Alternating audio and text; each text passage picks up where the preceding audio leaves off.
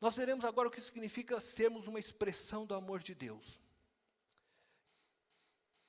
Definindo então a expressão do amor de Deus. A bênção apostólica, ela é uma das formas convencionais dos pastores, padres e outros líderes sacerdotais se despedirem do povo de Deus.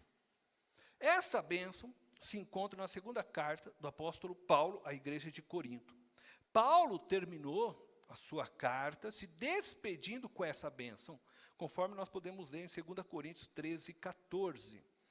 Você pode me acompanhar na tela. Diz: a graça do Senhor Jesus Cristo, o amor de Deus e a comunhão do Espírito Santo sejam com todos vocês. Embora tenhamos o costume de nos despedirmos, né, com esta bênção, de encerrarmos os nossos cultos com esta bênção, pouco refletimos sobre ela. E hoje eu quero fazer então uma reflexão, baseado nessa bênção. Porque o nosso desejo de sermos uma expressão do amor de Deus tem tudo a ver com o viver debaixo dessa bênção. 3 palavras se destacam na bênção apostólica: graça, amor e comunhão. A palavra graça, ela pode, neste contexto que Paulo a usou, estar se referindo à salvação, à capacitação de Deus, à sustentação, à proteção, ou até mesmo aos dons, pois todas estas coisas nos são dadas como manifestação de graça de Deus. Paulo poderia estar falando que a graça do Senhor Jesus Cristo ele está dizendo que a salvação de Jesus Cristo, que a proteção de Jesus Cristo, que o sustento de Jesus Cristo, que os dons de Jesus Cristo, ele poderia estar se referindo a tudo isso, através desta palavra. A graça de nosso Senhor Jesus Cristo foi manifestada a nós, porque o Pai, nosso Pai Celestial, diz a Bíblia, nos amou de tal maneira que entregou seu Filho Jesus para morrer a nossa morte e termos por meio dele a vida eterna. Vocês entenderam? Então que a graça de Jesus, a salvação, tudo isso que provém de Cristo a nós, nos foi dado porque Deus Pai nos amou de tal maneira que Ele entregou seu Filho numa cruz por nós. Essa graça, manifestada agora por Jesus Cristo, por causa do amor do Pai, nos permitiu vivermos em plena comunhão com o Espírito Santo. A graça que foi manifestada naquela cruz nos justificou, de forma que nós pudemos entrar na vida de Deus, termos comunhão por meio do Espírito Santo. Portanto, se a graça é resultado do amor do Pai por nós, e se nós como igreja, preste atenção, desejamos ser uma expressão do amor do Pai, precisamos fundamentar nossas vidas na graça. Vocês entenderam? A graça foi manifesta por causa do amor do Pai, ela é resultado deste amor, desde o início da criação. E se nós, igreja, estamos querendo expressar o amor do Pai, então nós precisamos expressar a graça. O amor de Deus se torna real e visível quando somos graciosos. O amor, ele é real por meio da graça. Por isso nós sabemos que Deus nos amou tanto, porque nos deu Cristo, graça. A graça e o amor se misturam, se confundem, mas elas devem ser a plataforma que rege em nossas vidas. Porque é a plataforma pela qual Deus lê a vida. Por favor, preste muita atenção no que eu estou falando aqui hoje. Porque isso aqui tem que mudar sua vida. Deus lê a vida, a história pela graça. É a plataforma pela qual rege a vida. Deus lê a história pela lente da graça e do amor. Deus se move na história pela graça e pelo amor, de capa a capa na Bíblia. Você vai do livro de Gênesis, do primeiro capítulo ao último capítulo de Apocalipse, você vai ver Deus se movendo na história com graça e amor. Ele lê a história assim. A graça e o amor precisam então ditar nossas escolhas na vida, nossas ações e nossos sonhos. O resultado da manifestação dessa graça e desse amor é que vidas se conectarão com Deus por meio de Jesus Cristo e conosco através do Espírito Santo. Mas como manifestamos essa graça de nosso Senhor Jesus Cristo na prática, no dia a dia? Nós fazemos isso vencendo o mundo. Eu falo do sistema que governa o nosso mundo. Nós venceremos o mundo quando deixarmos de sermos capitalistas, quando deixarmos de sermos socialistas, quando deixarmos de sermos comunistas, monarquistas, e nos tornarmos agentes da graça de Deus, cidadãos do reino de Deus, embaixadores do reino de Deus. Quando o dinheiro e o poder não mais serem a plataforma que determine nossas relações sociais. Quando entendermos que o segundo lugar, que o terceiro lugar, também tem valor aos olhos de Deus. Quem disse que o segundo e o terceiro lugar não tem valor? Quem disse que uma medalha de prata ou de bronze não tem valor? O sistema que governa este mundo impôs isso a nós e nós aceitamos isso. E eu vou dar aqui um exemplo. O Rubinho Barrichello, até hoje, né? Ele é motivo de chacota, porque ele dirigia para ajudar seu companheiro a vencer. Um cara que abriu mão de si para que o outro se tornasse campeão. Dentro da igreja deveria ser valorizado. Um Barnabé. Não, mas nós olhamos com os olhos que o mundo nos vendeu. E aí a gente olha para o Rubinho Barrichello e fala, nossa, é uma tartaruga.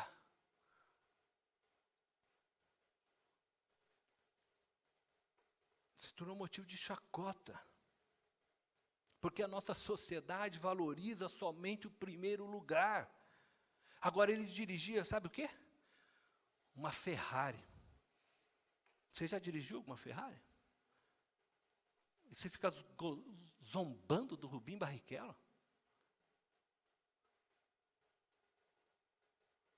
E ele ganhava milhões, hein? Ganhava milhões. Você já ganhou algum milhão na tua vida? E fica zombando. Ah, não, mas por quê? Porque você compra o que a sociedade vende para você.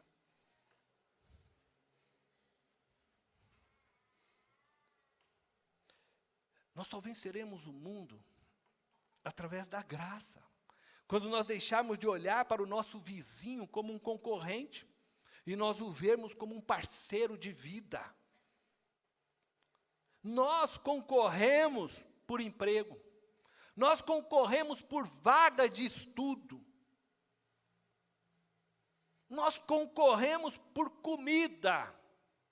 Somos criados para sermos competitivos. Nós somos fruto dessa sociedade e não percebemos de fato quem somos. E nós entramos na igreja e continuamos pensando e agindo da mesma forma. E achamos que nos convertemos.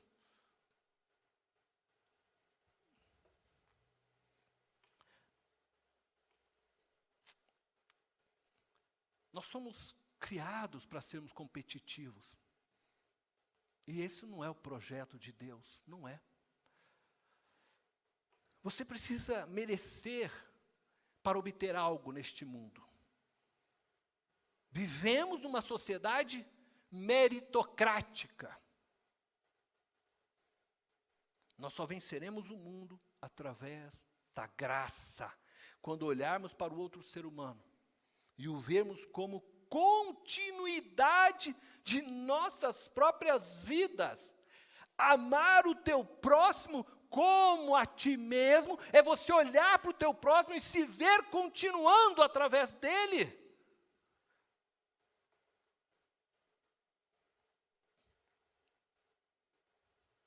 Quando nós compreendemos que todas as profissões merecem salários dignos, porque por trás das profissões está um ser humano, à imagem e semelhança de Deus.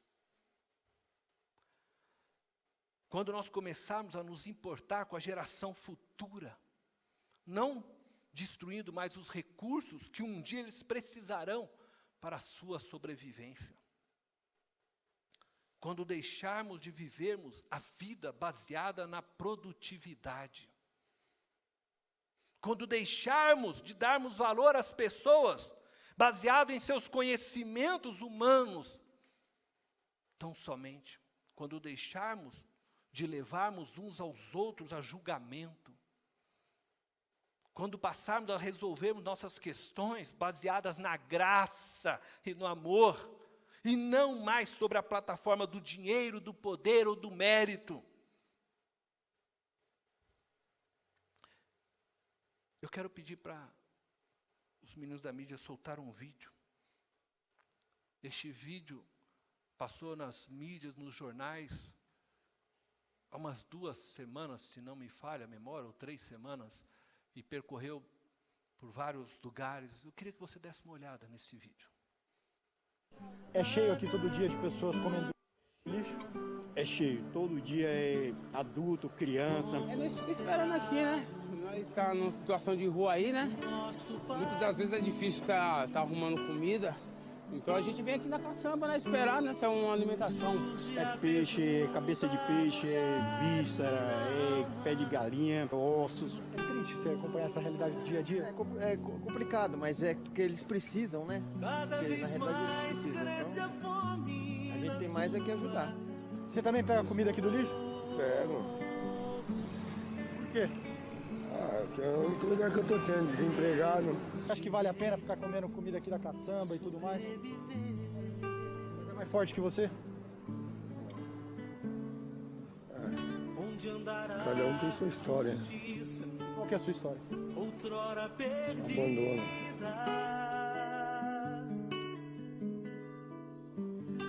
Some a resposta na voz e na vez de quem manda.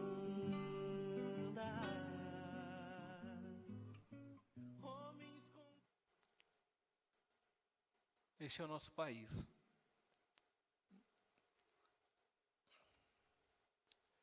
Por que pessoas estão pegando comida no lixo?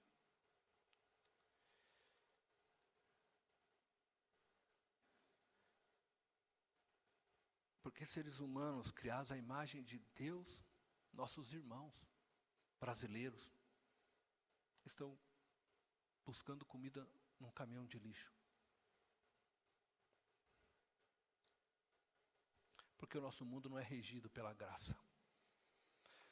mas pelo poder, pelo dinheiro, pela meritocracia.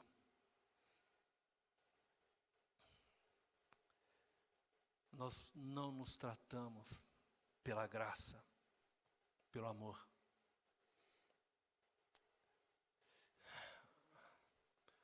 E, infelizmente, nós não nos tratamos pela graça, pelo amor, nem dentro da igreja. As igrejas são um reflexo da vida lá fora. Em nossa sociedade, só come quem trabalha e produz. E só pode ter saúde e moradia quem trabalha e produz. A justiça só alcança aqueles que podem pagar por ela. Aqueles que de alguma forma a merecem. A graça deve ser a chave de leitura para reescrevermos o mundo e a nossa história. Ela não é somente para alcançarmos o céu. É para trazer o céu para a terra. Jesus nos ensinou isso das mais diversas formas. Ele nos ensinou essa verdade através da parábola do filho pródigo. Eu não vou ler, vocês podem ler em casa, Lucas 15, verso 11 ao 32. O filho mais novo gastou toda a sua herança de uma forma irresponsável e imoral. Contudo, ao retornar para a casa do pai, ele é recebido pelo pai de braços abertos. É incluído na herança novamente do pai. Ele não merecia, mas o pai o incluiu novamente. O abraçou, o restaurou, o vestiu com vestes novas. Ele não merecia. Mas o reino de Deus não é de meritocracia, é de graça, é de amor. Ele foi contado entre os justos, mesmo sendo injusto. Porque esse é o reino de Deus. É graça, é amor. Não é baseado em méritos, não é regido pela plataforma do poder ou do dinheiro. O filho mais velho achou injusto. Porque estava olhando a vida através da lente da meritocracia. Muitas vezes somos assim. Somos o filho mais velho. Por que cidades que têm UTIs não querem receber doentes de outras cidades que não possuem UTIs? Porque eles afirmam que não é justo.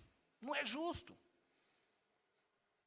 Pois suas UTIs são para aqueles que pertencem à sua cidade e que logicamente se entende pagaram então os impostos, IPTU e outros impostos na cidade, e por isso eles são os únicos justos para desfrutar dessas UTIs. E rejeitam aqueles que não têm UTIs, mas que estão numa cidade que não foi feito isto. Como se eles não merecessem. Mas é justo nós deixarmos pessoas morrerem porque não pagaram impostos, morrerem porque talvez seus prefeitos e vereadores não fizeram UTIs na sua cidade, porque desviaram o dinheiro? É justo nós fecharmos as portas, então, das UTIs para aqueles de outros lugares? Na leitura de Deus, não é justo. Porque Deus é a história através da lente da graça e do amor. A justiça dos homens desconsidera a graça e o amor. Jesus ensinou essa verdade também por meio da parábola do Senhor, que contratou vários trabalhadores ao longo do dia e pagou a todos eles o mesmo valor. Diz esta parábola que logo pela manhã ele saiu e encontrou alguns trabalhadores.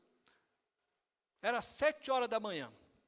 E ele contratou aquelas pessoas para trabalhar nas suas terras, até o final do dia. Por volta do meio do dia, ele voltou lá na cidade e ele percebeu que ainda existia lá trabalhadores que não tinham conseguido o trabalho.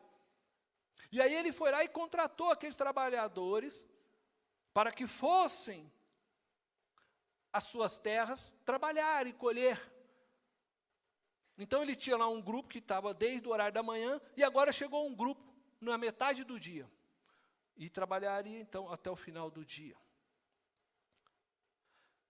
Quando foi por volta aí de umas 17 horas, ele precisou ir até a cidade. Sabe, foi lá comprar lá um adubo.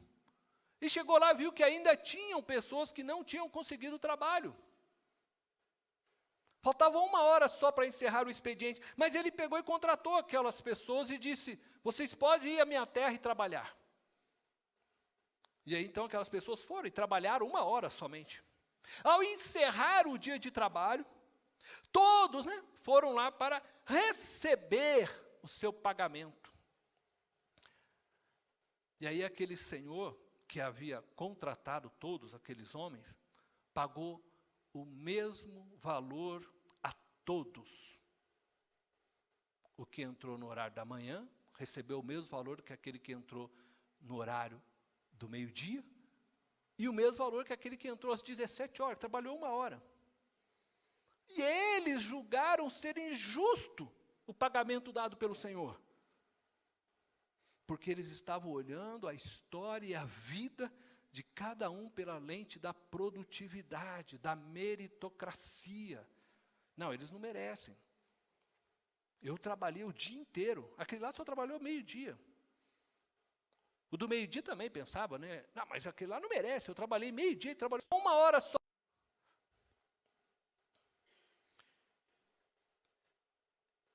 Mas Jesus nos ensina novamente a história e a vida precisam ser lidas com as lentes da graça e do amor. Se nós desejamos ser uma igreja que expresse o amor de Deus, precisamos olhar a história e a vida de cada ser humano pela lente da graça e do amor. Precisamos nos libertar da cultura que o mundo imprimiu em nós. Precisamos nos converter. Precisamos nos libertar da justiça que o mundo imprimiu em nós. Precisamos abandonar esta plataforma da meritocracia, da produtividade, do poder, do dinheiro e começarmos a ler a história, a compreendermos a vida a partir da ótica divina, da graça e do amor. Eu te convido para juntos sermos uma comunidade, onde cada membro seja uma expressão do amor de Deus onde estiver. Amém? Eu quero convidar você a fechar os olhos.